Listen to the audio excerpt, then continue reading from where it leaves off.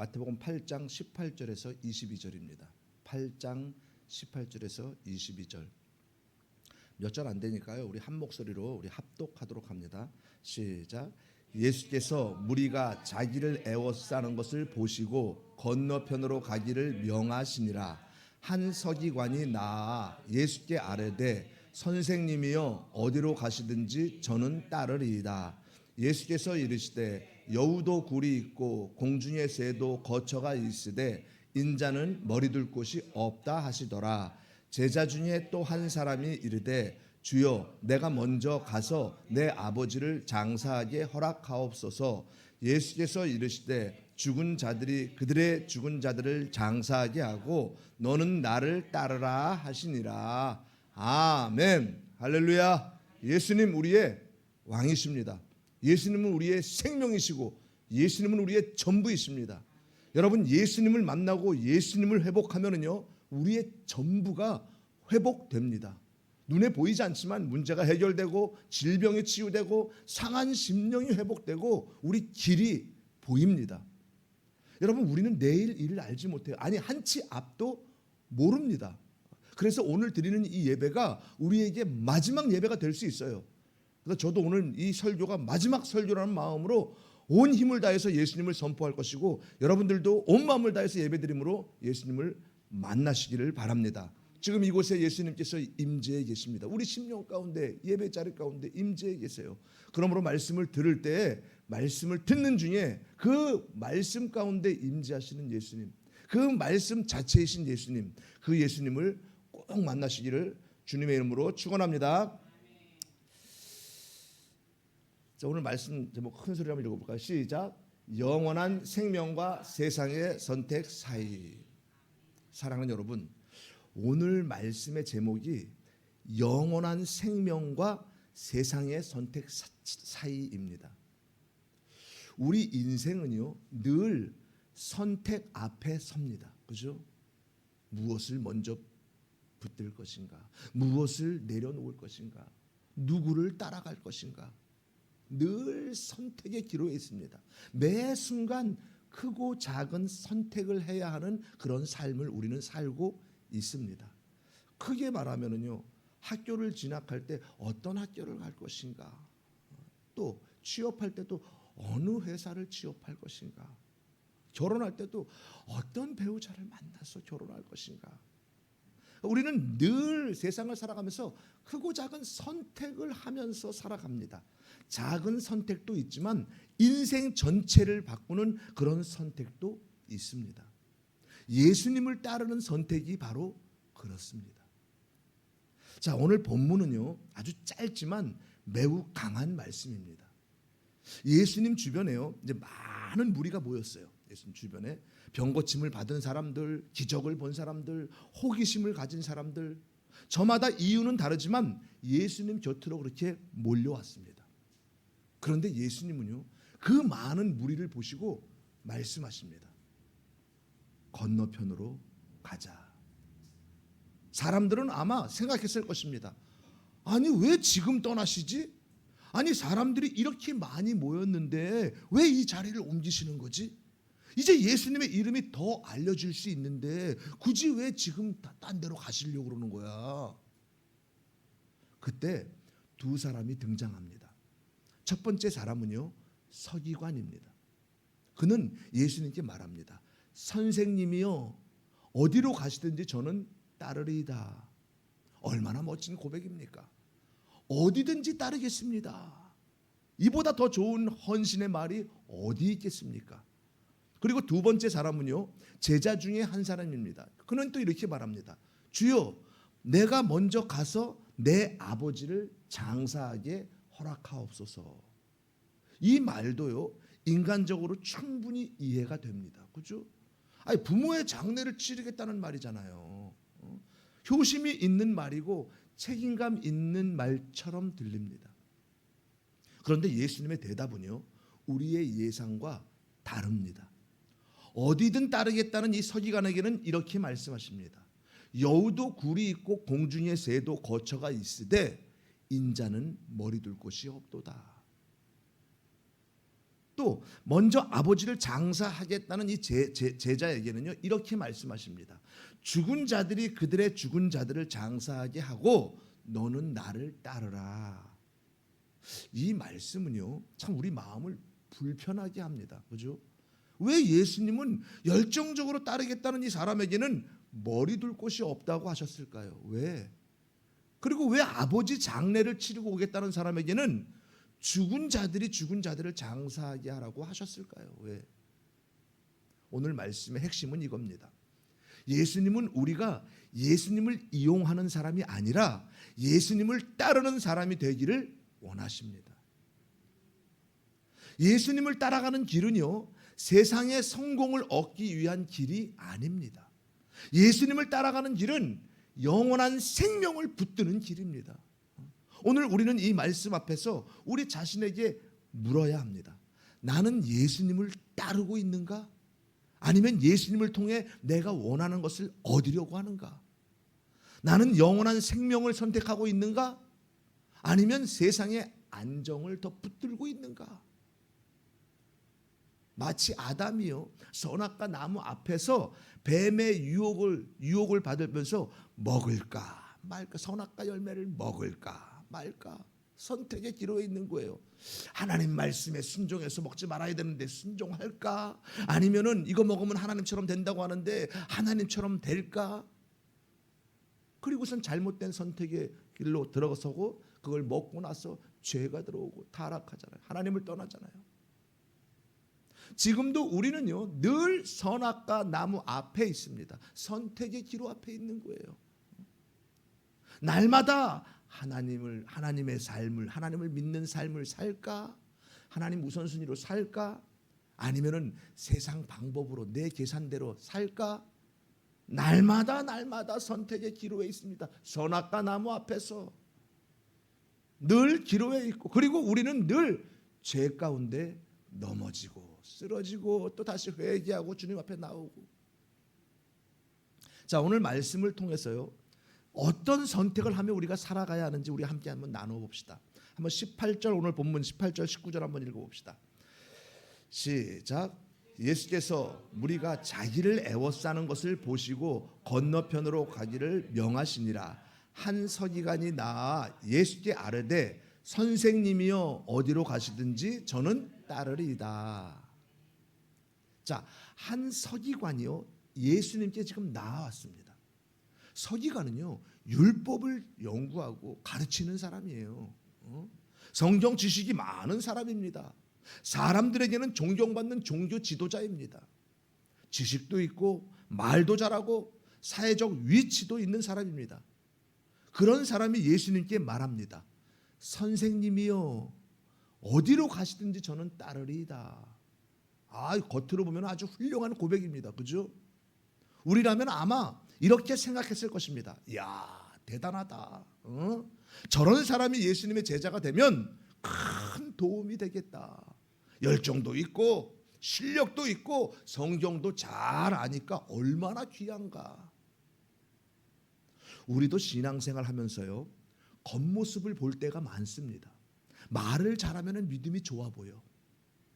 봉사를 많이 하면 헌신적인 사람처럼 보입니다. 성경을 많이 알면 영적인 사람처럼 압니다. 그렇게 보여요. 기도를 길게 오래 하면 깊은 사람처럼 보입니다. 물론 열심은 귀합니다. 헌신도 귀합니다. 말씀을 아는 것도 귀합니다. 그러나 예수님은요 겉으로 드러난 말만 보지 않으십니다. 예수님은 마음의 동기를 보십니다. 여러분, 서기관은요 예수님을 주님이라고 부르지 않았습니다. 선생님이라고 불렀습니다. 예수님은 참 스승입니다. 그러나 예수님은 단순한 선생님이 아니에요. 예수님은 구원자이십니다. 예수님은 하나님의 아들입니다. 예수님은 죄인을 살리러 오신 주님이십니다. 서기관은요 예수님을 뛰어난 스승으로 보았을 수 있습니다. 예수님을 따라가면 더 깊은 율법 해석을 배울 수 있다고 생각했을 수 있습니다. 예수님 곁에 있으면 자신의 이 이름도 더 높아질 수 있다고 생각했을 수도 있습니다. 예수님을 통해 자기 인생의 자리를 만들고 싶었을 수 있습니다. 사랑하는 여러분, 이것이 서기관 안의 문제일까요? 이것이 서기관만의 문제예요. 우리도요, 예수님을 믿는다고 하면서 마음속으로 계산할 때가 있습니다. 예수님 믿으면 내 일이 좀 잘 풀리겠지. 예수님 믿으면 우리 자녀 잘 되겠지. 예수님 믿으면 사업도 좋아질 거야. 예수님 믿으면 사람에게도 인정받겠지. 그리고 예수님을 잘 믿으면 내 인생이 안정될 거야. 물론 하나님은요, 우리의 삶을 돌보십니다.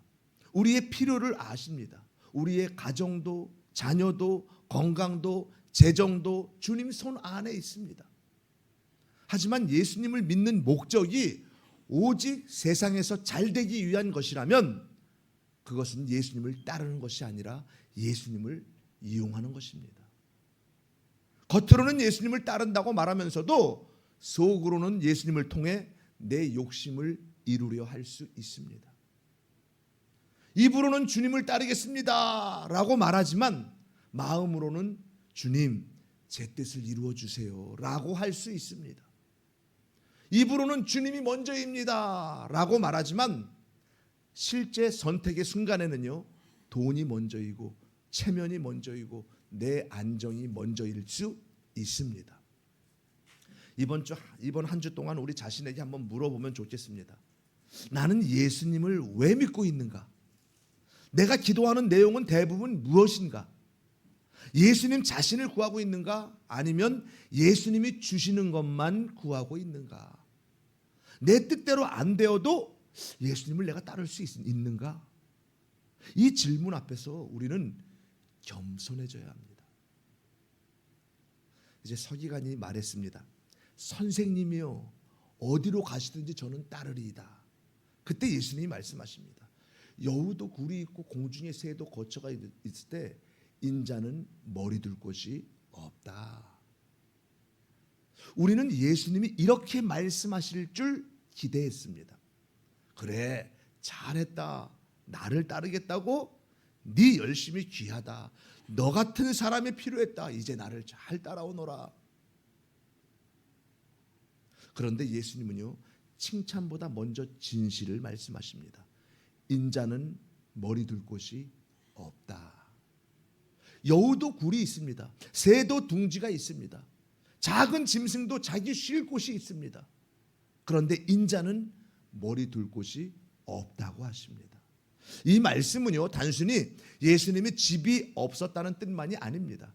예수님이 가난했다는 뜻만도 아닙니다. 이 말씀은 예수님의 사명을 보여줍니다.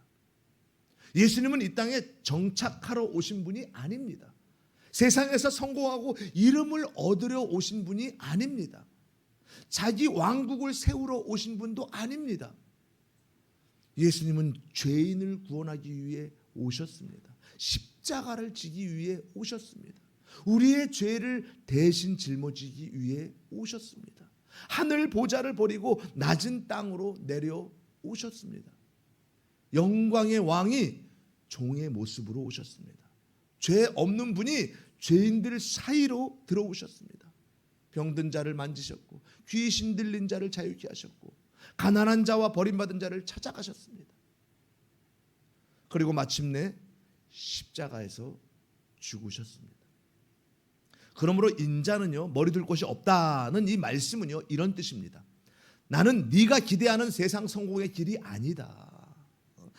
나는 네 욕망을 이루어주는 수단이 아니다. 나는 죄인을 위해 십자가로 가는 구원자이다. 나를 따르려면 네 욕심을 이루는 길이 아니라 나와 함께 생명의 길을 걸어야 한다. 이런 뜻입니다. 인자는 머리 둘 곳이 없다는 거예요. 사랑하는 여러분, 우리는 예수님을 믿으면요, 삶이 더 편해질 것이라고 생각할 때가 있습니다.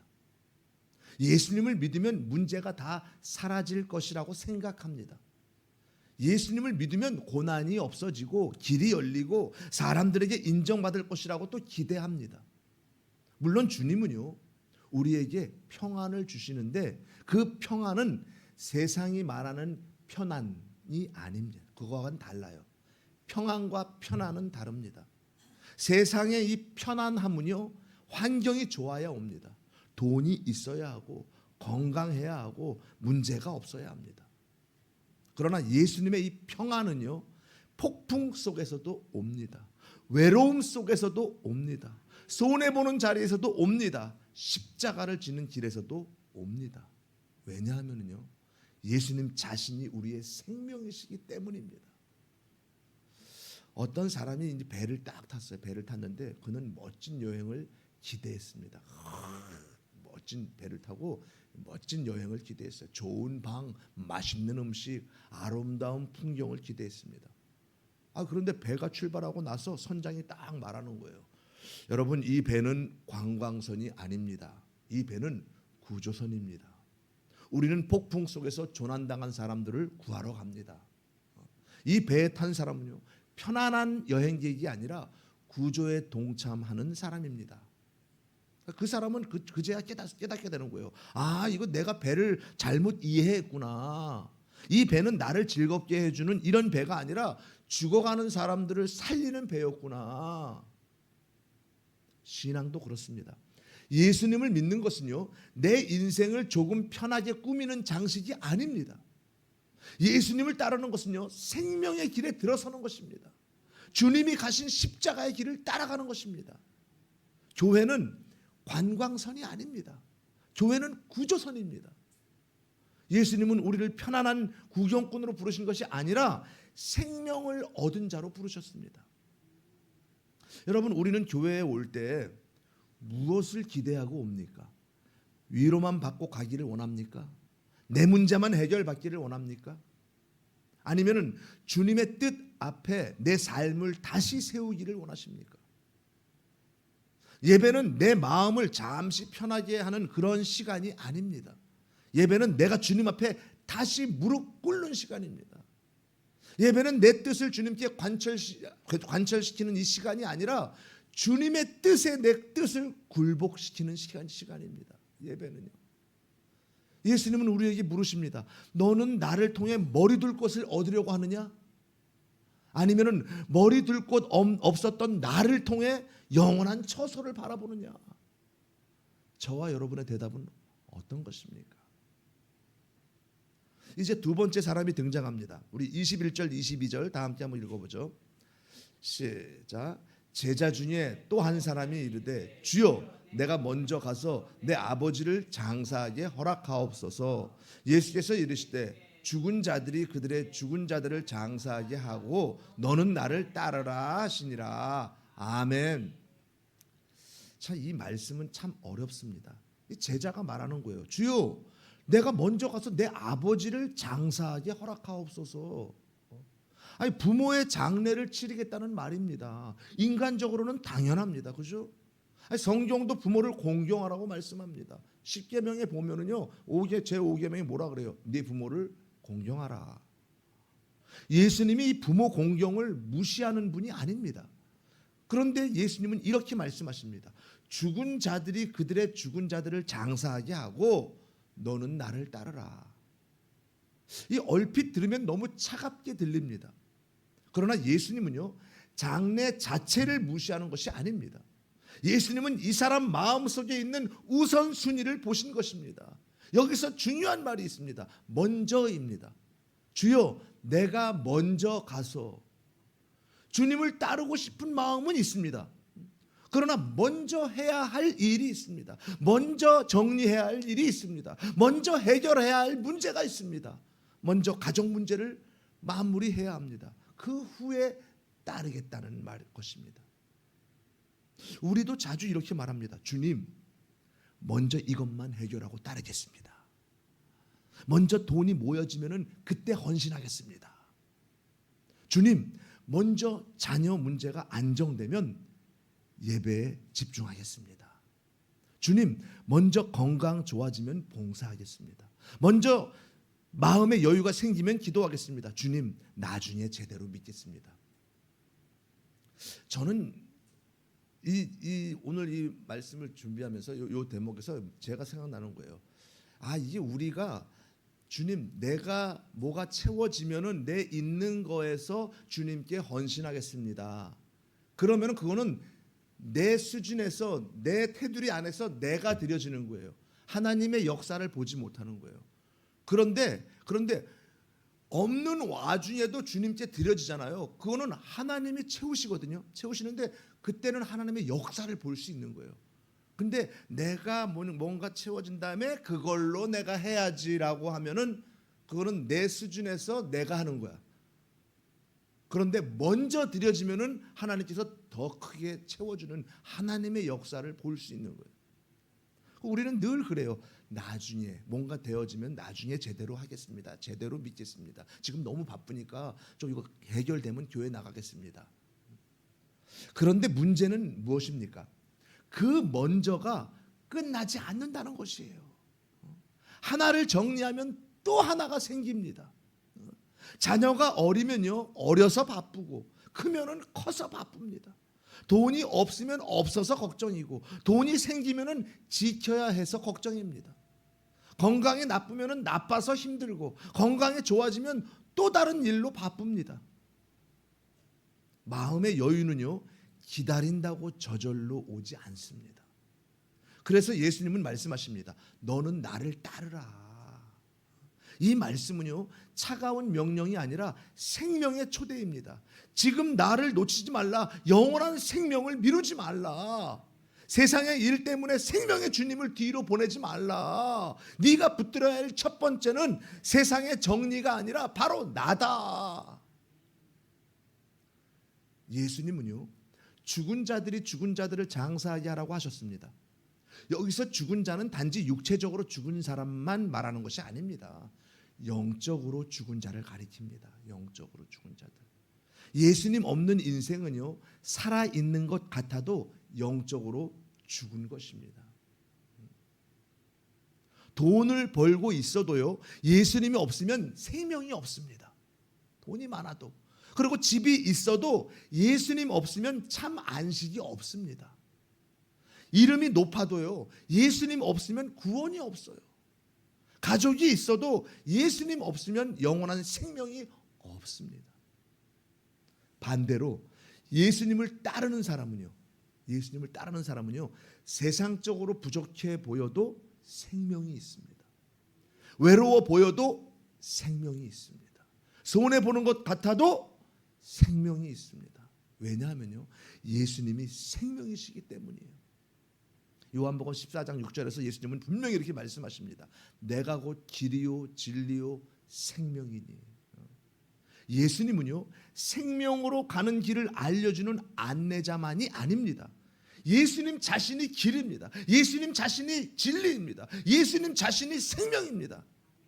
그러므로 예수님을 따르는 것은요, 종교 생활 하나를 추구하는 것이 아닙니다. 죽음에서 생명으로 옮겨지는 거예요. 예수님이 요한복음에 이런 말씀을 하셨어요. 내 말을 듣고 나 보내신 이를 믿는 자는 심판에 이르지 아니하고 영생을 얻었고 심판에 이르지 아니하나니 사망에서 생명으로 옮겨졌느니라. 옮겨질 것이다가 아니라 옮겨졌다. 마태복음 13장에요, 보면 밭에 감추인 보화의 비유가 있습니다. 어떤 사람이 밭에 감춰져 있는 이 보화를 발견했어. 보화를. 그러고서 그는요, 너무 기뻐서 집으로 돌아가서 자기 소유를 다 팔아가지고 그 밭 전체를 샀습니다. 겉으로 보면 참 이상한 거예요, 그죠? 자기 것을 다 팔았어. 자기 집이건 뭐건. 사람들이 보면은 야, 너 그 밭 그거 별 볼 일 없는데 그거 뭐하러 사? 네 재산을 팔아가지고 이렇게 보는 것 같습니다. 왜 그렇게까지 하냐? 왜 다 팔어? 너무 무모한 거 아니야? 하지만 그 사람은 압니다. 그 밭 안에 보화가 있다는 것을 압니다. 자기 소유를 다 팔아도 손해가 아니라는 것을 압니다. 오히려 최고의 선택이라는 것을 압니다. 예수님을 따르는 길이 그렇습니다. 세상 사람들은 말합니다. 야, 왜 그렇게까지 믿어? 야, 주일에 네가 가게 문을 열면 매상이 3배 4배 더 많은데 왜 예배를 그렇게 중요하게 생각해? 네 사는 게 먼저 아니야? 왜 손해보면서까지 그렇게 정직하려고 그래? 그리고 네가 당한 게 원망스럽지도 않아? 왜 그 사람 그냥 용서해 주려고 그래? 왜 주님 때문에 네 계획을 그렇게 내려놓아? 그러나 성도는 압니다. 예수님이 보화입니다. 예수님이 생명이시고 예수님이 영원한 처소입니다. 예수님이 내 죄를 사하신 구원자이십니다. 그러므로 예수님을 얻으면요 잃은 것이 아닙니다. 예수님을 얻으면 모든 것을 얻은 것입니다. 사랑하는 여러분, 성도의 삶에요 먼저는 무엇입니까? 먼저 돈입니까? 아니면 먼저 자녀입니까? 건강입니까? 체면입니까? 내 감정입니까? 먼저 내 계획입니까? 그 모든 것이 중요하지 않다는 말이 아닙니다. 가족도 귀합니다. 일도 귀합니다. 건강도 귀합니다. 책임도 중요합니다. 그러나 그것들이 예수님보다 앞서면 문제가 됩니다. 예수님보다 앞선 것은 결국 우리를 살리지 못합니다. 오히려 우리를 붙들고 묶고 영혼을 무겁게 만듭니다. 예수님은 오늘도 말씀하십니다. 너는 나를 따르라. 성도는요 예수님이 걸어가신 십자가의 길을 따라가는 자입니다.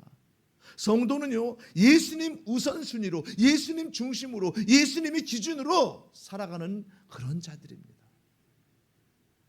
사랑하는 여러분, 예수님은 말씀하셨습니다. 인자는 머리 둘 곳이 없다. 왜 예수님은 머리 둘 곳이 없으셨습니까?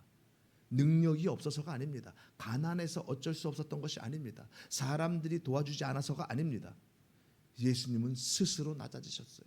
스스로 죄인들의 자리로 내려오셨습니다. 스스로 십자가의 길을 선택하셨습니다. 왜입니까? 우리에게 영원한 처소를 주시기 위해서입니다. 우리는 죄로 인해 하나님 앞에 설 수 없는 자들이에요. 하나님 앞에 갈 수 없는 자들이에요. 우리는 영적으로 죽은 자들이었습니다. 우리는 이 땅에서 머리 둘 곳을 찾아 헤매지만 그러나 사실 영원히 머물 곳이 없는 자들이었습니다.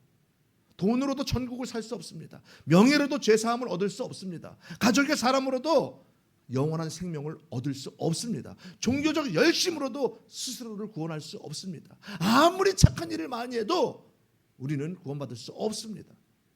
그런 우리를 위해 예수님이 오셨습니다. 예수님은 하늘 보좌를 다 버리시고 오셨어요. 머리들 곳 없는 인자의 길을 걸어가셨습니다. 사람들에게 멸시받으셨고 버림받으셨고 십자가에서 못 박히셨고 우리 죄를 대신 담당하셨습니다. 우리를 위해 죽으셨어요. 그리고 부활하셨습니다. 그래서 예수님 안에 있는 사람은요 더 이상 죽은 자가 아닙니다. 생명을 얻은 자입니다. 천국의 백성입니다. 영원한 처소를 약속받은 자입니다. 그러므로 예수님을 따르는 길은요 손해가 아닙니다. 불행의 길이 아닙니다. 죽음으로 끝나는 길이 아닙니다. 겉으로는 좁은 길처럼 보입니다. 겉으로는 내려놓는 길처럼 보입니다. 겉으로는 손해보는 길처럼 보입니다. 그러나 그 길은 생명의 길입니다. 누가복음 9장에 어떤 사람이 예수님께 이렇게 말합니다. 주여, 내가 주를 따르겠나이다마는 나로 먼저 내 가족을 작별하게 허락하소서, 이러는 거예요. 그때 예수님이 말씀하십니다. 쟁기를 손에 들고 뒤를 돌아보는 자는 하나님 나라에 합당하지 않느니라. 쟁기를 농기구, 쟁기를 잡고 밭을 가는 사람이 뒤를 돌아보면 어떻게 됩니까?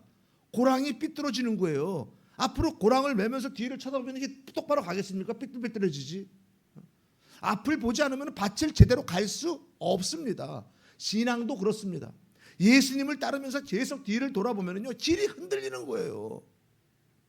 세상은 말합니다. 먼저 네 집부터 마련해라. 네 집이 우선이잖아. 먼저 네 성공부터 좀 챙겨라. 네가 잘 돼야지 이제 교회 헌금도 많이 하고 그럴 거 아니야. 먼저 네 이름을 높여라. 먼저 네 미래를 안전하게 그렇게 만들어라. 그러나 예수님은 말씀하십니다. 너는 나를 따르라. 이 말씀은요 가족을 버리라는 뜻이 아닙니다. 책임을 피하라는 뜻도 아닙니다. 현실을 무시하라는 뜻도 아닙니다. 이 말씀은 우선순위의 문제입니다. 가족도 주님 안에서 사랑해야 합니다. 일도 주님 안에서 해야 합니다. 재정도 주님 안에서 관리해야 합니다. 그리고 건강도 주님께 맡겨야 되는 거예요. 미래도 주님 손에 맡겨야 되는 거예요. 그러나 예수님보다 앞서는 것은 없어야 합니다. 우리가 예수님이 첫째예요. 예수님이 생명입니다. 예수님이 주인입니다. 예수님이 길이에요. 예수님이 우리의 영원한 안식처입니다. 사랑하는 여러분, 오늘 말씀 앞에서 우리 자신을 한번 돌아봅시다. 먼저 나는 예수님을 이용하려 하지 않았는가? 예수님을 믿는다고 하면서 내 성공을 위해 예수님을 도구로 삼지는 않았는가? 기도하면서도 결국 내 욕심만 이루어 달라고 하지는 않았는가? 주님 뜻보다 내 계획이 더 중요하지는 않았습니까? 오늘 우리는 회개해야 합니다. 주님, 제가 주님을 따른다고 하면서도 사실은 주님을 이용하려고 했습니다. 주님 자체를 사랑한 것이 아니라 주님이 주시는 복만 원했습니다. 저를 불쌍히 여겨 주옵소서. 그리고 두 번째는요, 나는 예수님 따르는 일을 계속 미루고 있지는 않습니까? 나중에 하겠습니다. 조금만 더 안정되면 하겠습니다. 먼저 이것부터 해결하고 하겠습니다. 언젠가는 제대로 하겠습니다. 제대로 믿겠습니다. 사랑 여러분, 신앙은요 계속 미룰 수 있는 일이 아닙니다. 예배도 미루다 보면 멀어집니다. 기도도 미루다 보면 식어집니다. 순종도 미루다 보면 불순종에 익숙해집니다. 우리는 내일 일을 모릅니다. 한 치 앞도 몰라요. 그래서 영적 단어 중에 중요한 단어는요 지금입니다. 지금. 고린도후서 6장에 그런 말씀이 있습니다. 보라, 지금이 은혜 받을 만할 때요. 보라, 지금이 구원의 날이로다. 오늘 주님이 부르실 때 응답해야 됩니다. 주님, 지금 따르겠습니다. 그런데 나는 뒤돌아보고 있지는 않습니까? 예수님을 따르면서도 세상 방식이 그리운 거예요. 이렇게 하면 지난번 이렇게 됐을 때 됐는데 이렇게 하면 될 것 같아. 믿음의 길을 가면서도 예전 죄의 자리가 편하게 느껴지는 거예요. 순종하려고 하면서도 자꾸 손해보는 것 같아. 그래서 두려운 거예요. 주님 말씀하십니다. 너는 나를 따르라. 뒤돌아보지 맙시다. 예수님을 바라봅시다. 십자가를 바라봅시다. 부활을 바라봅시다. 영원한 생명을 바라봅시다. 예수님이 나의 참 안식처임을 우리가 믿어야 합니다. 우리는 머리 둘 곳을 찾습니다. 자꾸 안정된 집, 안정된 직장, 안정된 관계, 안정된 노후를 원합니다. 그러나 그 모든 것이 영원한 안식처는 아닙니다. 예수님만이 참 안식처입니다. 예수님 안에 있을 때 우리는 가난해도 무너지지 않습니다. 예수님 안에 있을 때 우리는 외로워도 버림받지 않습니다. 예수님 안에 있을 때 우리는 죽음 앞에서도 소망을 잃지 않습니다. 왜냐하면 예수님이 우리를 위해 죽으시고 부활하셨기 때문입니다. 이제 말씀을 정리합니다. 사랑하는 여러분, 오늘 본문에는요 두 종류의 사람이 나옵니다. 그렇죠? 한 사람은 예수님을 따르겠다고 말했지만 마음속에는 세상에서 머리둘 곳을 마련하려는 욕망이 있었습니다. 또 한 사람은요 예수님을 따르고 싶었지만 먼저 해결해야 할 세상의 일이 있었습니다. 예수님은 두 사람 모두에게 말씀하십니다. 인자는 머리둘 곳이 없다. 너는 나를 따르라. 오늘 이 말씀은요 우리에게도 들려옵니다. 너는 나를 따르라. 성공을 위해서가 아닙니다. 인정받기 위해서가 아닙니다. 편안한 삶을 보장받기 위해서가 아닙니다. 영원한 생명이 예수님께 있기 때문입니다. 예수님은 우리를 위해 머리둘 곳 없는 길을 걸어가셨습니다. 예수님은 우리를 위해 십자가를 지셨습니다. 예수님은 우리를 위해 죽으셨습니다. 예수님은 우리를 위해 부활하셨습니다. 예수님은 우리에게 영원한 처소를 약속하셨습니다. 그러므로 이제 우리는요 세상의 선택 앞에서 흔들리지 말아야 합니다. 세상은 안정이라고 말하지만 예수님 없는 안정은 죽음입니다. 세상은 성공이라고 말하지만 예수님 없는 성공은 공허입니다. 세상은 나중이라고 말하지만 예수님은 지금 따르라고 하십니다. 오늘 우리의 고백이 이것이 되기를 바랍니다. 주님, 제가 주님을 이용하지 않겠습니다. 제가 주님을 미루지 않겠습니다. 제가 뒤돌아보지 않겠습니다. 주님, 영원한 생명이 주님께 있사오니 주님만 따르겠습니다. 이 고백이 우리 모두의 고백이 되기를 예수님의 이름으로 축원합니다. 축원합니다.